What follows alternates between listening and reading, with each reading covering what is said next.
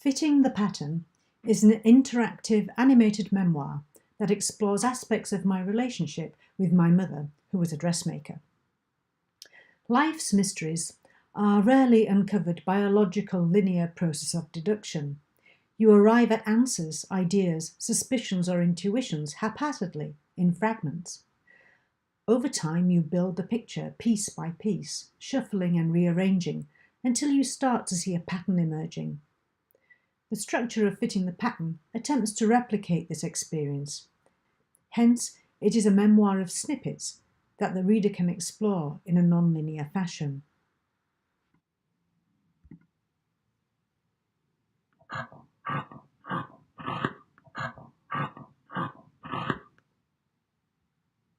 Homemade clothes don't come with washing instructions.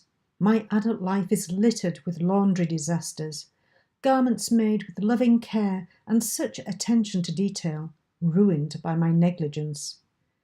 With every loss, I felt I let her down. The picture on the pattern envelope. Am I supposed to be that shape? She often tells us when she married, she had a 20-inch waist.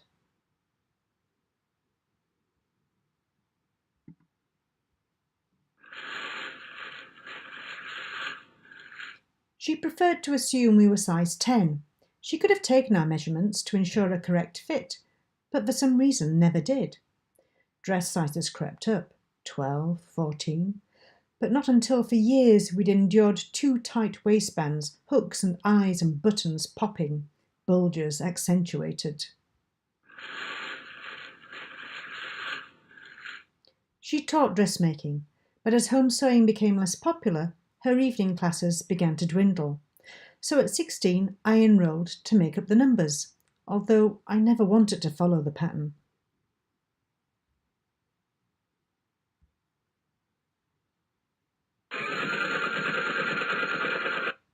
Proud of our outfits, proud to wear our mother's handiwork, to display her skill, to soak up praise on her behalf, to be bathed in her reflected glory. If you're writing for the page, stage or screen, which are linear forms as we've traditionally known them, your task is usually to find the one ideal path through the story and present that to the audience. But digital media present other possibilities. For me, it would have felt inauthentic to fabricate a more conventional narrative flow out of my memories. A less determined path seemed more appropriate. For instance, here's a quote from the notes I made while I was developing Fitting the Pattern. Trying to force my memories into a linear pattern becomes a tedious chore, and a senseless one too, because memory doesn't work like that. There's no linear progression from earliest memory A to memory B and on to memory Z, or Z. Recall is haphazard, fragmented, cyclical, unreliable and laced with family stories, other people's memories. Why resist that? I'd rather go with a non-linear random flow. This is truer to my experience. The phrase, fitting the pattern, has a number of meanings. In dressmaking, it refers to the process of fitting the paper pattern to the cloth before cutting out. Often, my mother would experiment with a variety of arrangements of pattern pieces to make most economical use of the fabric. There could be a number of solutions, but whichever she chose, once the pieces are cut out and sewn together, it would have resulted in the same finished garment. The variable thing would be the remnants. These were never thrown away, since they always had the potential to be remade into something else, another garment, patchworks, cushions, or other textile crafts. Indeed, some of my favourite clothes that my mother ever made for me were constructed from the offcuts of other garments. For example, a patchwork coat, a waistcoat, which themselves represented a history of the clothes she'd made for me over the years. Similarly, writing creative non-fiction is largely a process of reworking and repurposing factual or historical remnants and recollections. Modularity and recombination are amongst the key characteristics of digital media, making it particularly suited for my purpose, to represent the familial relationship between a dressmaker and a digital maker, a mother and daughter.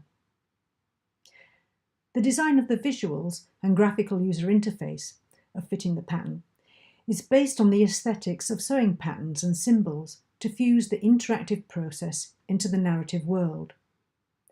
Dressmaking patterns are instructional by nature, so I was able to design an intuitive navigation and interaction system that provides guidance to the user without breaking out of the narrative sphere and disrupting a potentially immersive experience.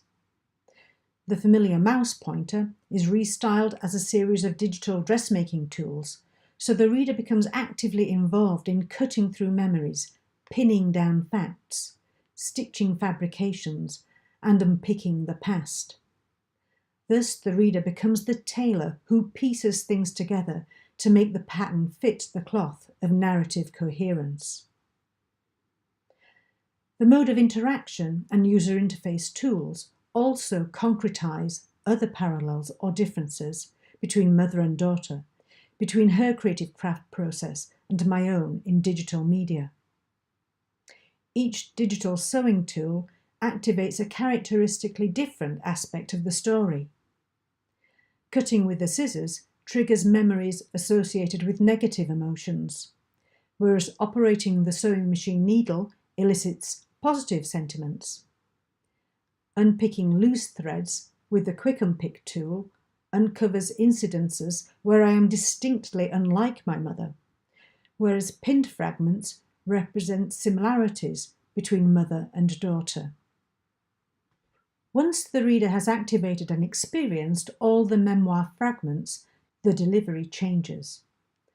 The final sequence is randomly generated, creating an emergent poem, which draws words from my mother's craft and also technical terms from my own creative practice, past and present, and joins them together to create accidental, temporary neologisms. I chose to program randomness at this point to express the complex and dynamic nature of the relationship between a mother and daughter. Things change from day to day, moment to moment. I am both like my mother and not like her at one and the same time, often in contradictory and even paradoxical ways.